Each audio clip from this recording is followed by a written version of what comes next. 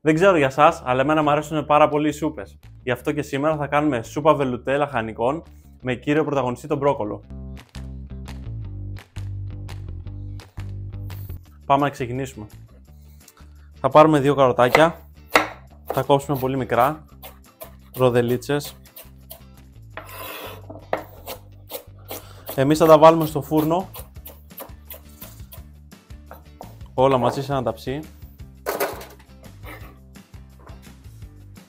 Πράσο και αυτό λεπτές λωρίδες, να είναι μικρές.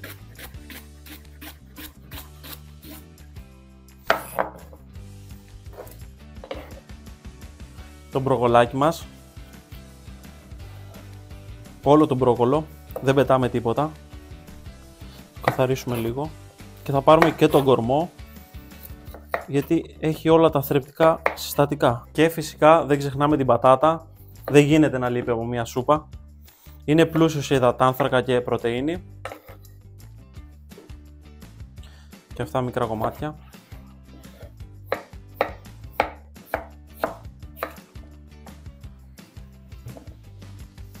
Τα υλικά μας τα έχουμε βάλει στο ταψί. Θα προσθέσουμε λίγο αλατάκι, λίγο πιπέρι,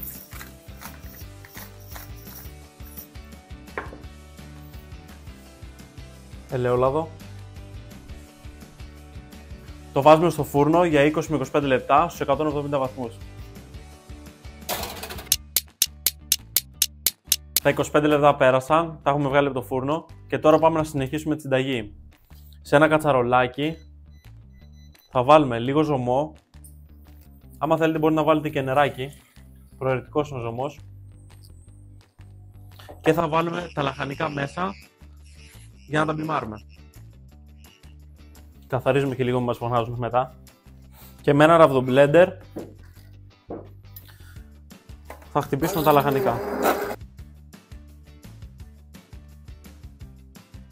Και αφού έχουμε τελειώσει το χτύπημα, φέρουμε το μπίμερ στην άκρη και θα βάλουμε μέσα στη σούπα λίγο γάλα αμυγδάλου για να δώσουμε την υφή και το άρωμα.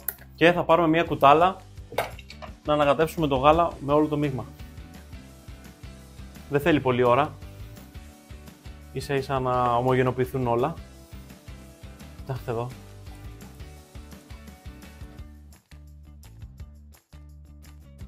Η σούπα είναι έτοιμη, πάμε να τη σερβίρουμε.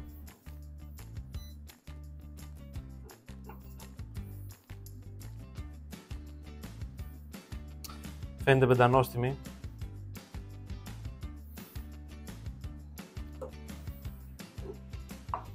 Εγώ θα βάλω και λίγα κουρδονάκια από πάνω για το τραγανό το στοιχείο.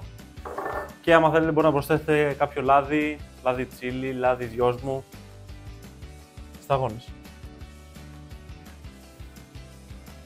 Αυτή είναι μια αγαπημένη μου συνταγή για το χειμώνα.